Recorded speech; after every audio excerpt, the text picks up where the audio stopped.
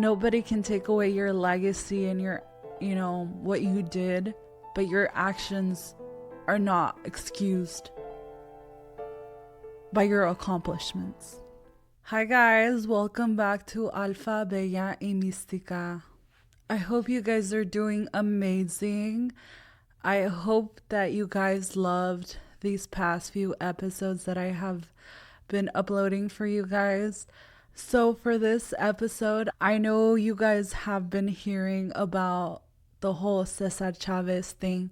And hold up, it's not going to be like everybody else. Just hear me out. I think it has a really profound story background behind all of this. So before I even start, I just want to give a brief disclaimer that everything that I mention on my podcast or on my social medias, it's merely my advice. This is all opinions and our own experiences. So just would take everything with a grain of salt. So like I said, we've been talking about on social media about Cesar Chavez. I don't know about you guys, but growing up, we did learn about Cesar Chavez. I think he did amazing things for our community, especially the Latin or Hispanic community. He was an activist. He was a labor activist for the farm workers. And it hits home because he was from Delano, if anybody have heard of that. So he started strikes. He demanded fair pay. He demanded,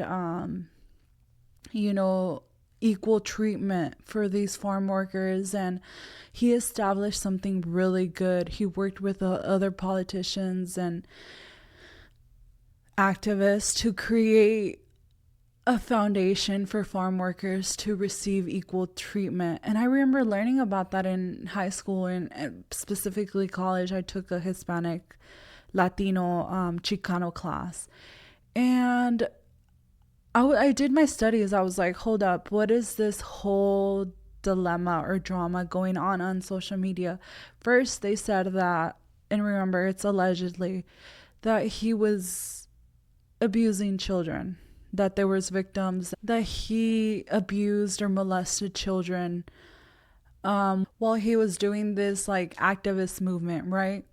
And then there was another video that said that his wife had spoke out, or somebody spoke out for her and said that she had been physically abused by Cesar Chavez. So I'm like, wait, so who is his wife? And I can guarantee, I'm almost positive that a lot of you guys never heard even her name. Her name is Helen Chavez. I went down a whole rabbit hole researching like, who is she? And basically, she was a wife. She was a mother to 8 children. She worked in the fields 10 hours to provide for her household. She provided, before she even got married, she used to work at a grocery store and the fields to provide for her family. So her father passed away when she was 15. And she took over that responsibility to take care of her siblings and her mother. Like this queen, once she got married, Cesar Chavez was no longer in the Navy. So he pursued activism. And as many of you guys know, you really don't get paid to do this. A lot of his income came from donations. It came from unemployment or benefits that he received. It wasn't something stable. So she worked in the fields for many years. Not only that, she came home and used to take care of her 8 children, feed them, clothe them, make sure they're clean, make sure they're getting their education.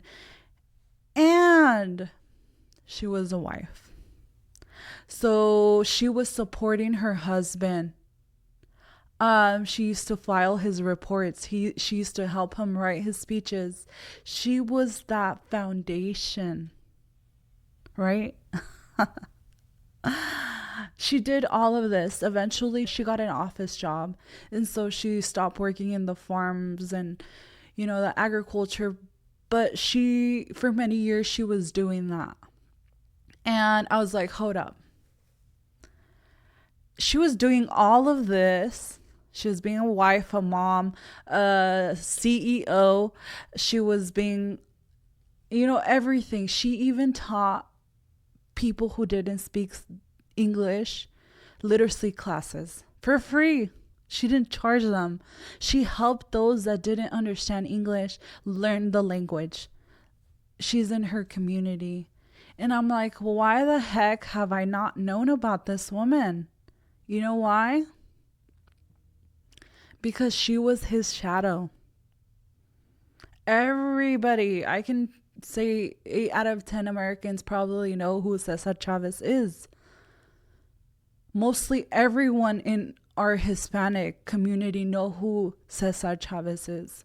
But do they know who Helen Chavez is?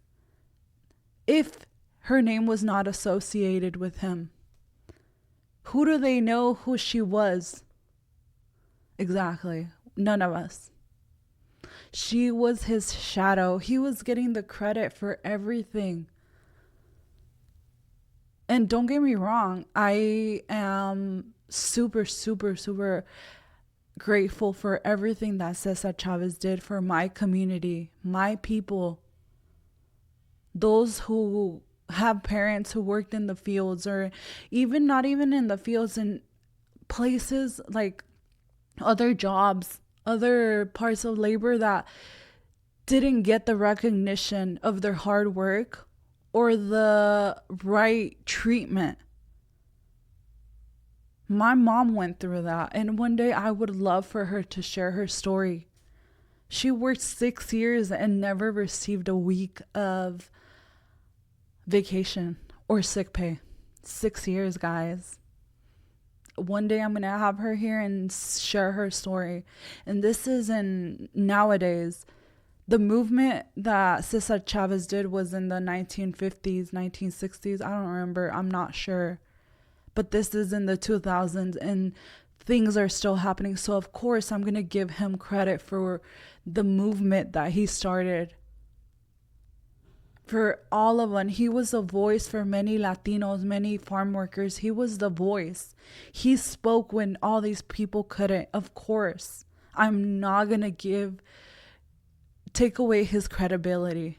I am orgullosa. I am very content and happy for this. But his wife was his foundation. His wife was that foundation, and nobody is giving her enough credit for this. Yeah, so she was a bookkeeper. She became a bookkeeper. That's,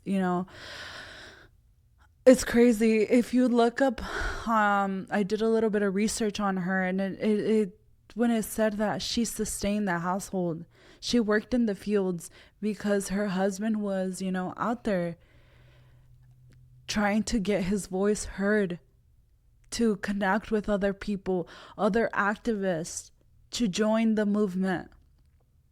He didn't have time to go work at a 9 to 5. It's so incredibly oh my gosh. Let's give credit to where it's due. That woman was that foundation. It's like a lot of people, how do you... I'm gonna give an example. Maybe I don't always want to be talking about myself, but I feel like my experiences is what gives me credibility. Like, I am able to talk about this because I've experienced it firsthand. For many years, I was involved in the church and I wanted to speak. I just didn't know.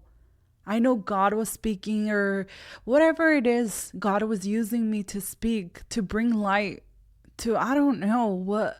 I had a plan, but God puts another plan. I had this podcast idea in my mind for many years, and I was like, it's foolish. Nobody's going to want to listen to me. speak? What makes me feel better than someone else speaking out? And then when I actually open my mouth, like people are like, they resonate with what I'm trying to say. Like I am encouraging. And I'm not saying like maybe I do bring a movement for women. It could be. This is some form of movement for women to be empowered, healed, to heal from everything that we have been conditioned to do so. But I'm not going to lie, this whole podcast takes time, energy, and money. It's not a little camera that, costs $20. It's investing money. Time is money.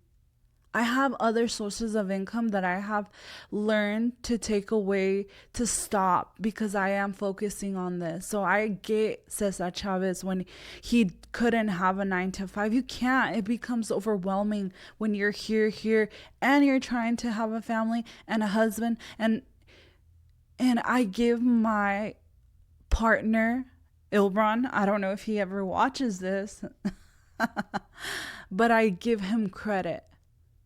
And if this podcast were to grow, he would never be my shadow. I am the face of this brand, of this podcast. But without his help, I would be nothing.